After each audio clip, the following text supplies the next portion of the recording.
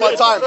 As we've seen today, everybody, we have seen today that that is the case. You're presented with straight facts and you cannot maneuver away from them. You cannot circumnavigate them. You cannot deal with them. You cannot hermeneutically, acrobatically, gymnastically get away from them. And the reality of the situation is you're dealt with the blunt truth in front of your face as clear as the day, and you're just scurrying, scared and absolutely anxious that someone like me, without a paper in my hand, knowing your scriptures more than you and knowing my scriptures more than you'll ever know, dealing with you in the way that I've dealt with you. The truth of the matter is,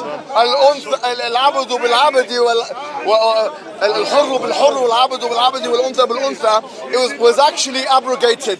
Chapter 2 verse 178 was abrogated with the ayat in Surah Al-Ma'idah where it was talking which is talking an eye for an eye, number one. So that's, and it wasn't what he thought it meant anyway, but it was abrogated in either event. Number one. Point number two, you keep mentioning Bilal. Yeah. Bilal was not a slave when he married Hala bint Auf. He was not a slave when he was literally ascending the Kaaba, telling the people, I'm in charge now, reciting the call to prayer in front of all the Arabs who are literally below him in physical stature. Yeah. How dare you talk about Bilal in that manner when the Prophet said he will be the one, he can hear his footsteps in Jannah. The things that he said about all the hadiths about black people being in hell, every single one of them is false. None of those hadiths use the word black, none of them. In fact, like I said, the opposite is true. We have explicit statements from the Prophet saying there's no virtue over a black man over a white man, or a white man over a black man, an Arab over a non-Arab. There is no such statement in the Bible. In the Bible, in the Old Testament, we find these genocides of the Amalekites who he admits us to.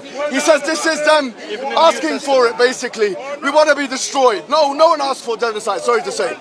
This is the kind of kalam that we find the Israelis doing with the Palestinians, inspired by that horrible Old Testament narrative. Moreover now, let's be honest.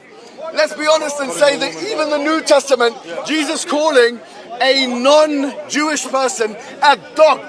Yes, at the end of it, he said, okay, I'll give you whatever you want. But he still called her a dog because she was a Gentile.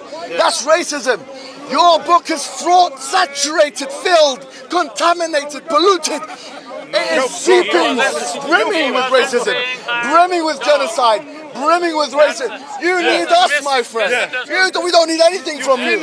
You come to us and you ask us, why was everything abrogated in the way it was? Because the Prophet Muhammad eliminated racism, the only person in his time to do so, and it was the only emancipatory discourse of any Abrahamic religion in the world, that is Islam. Come to it and stop being arrogant. That's it. Finish. All right, thank you very much, Mohammed. Bye-bye. Let's try. That was good. Yeah. Wow. Amazing.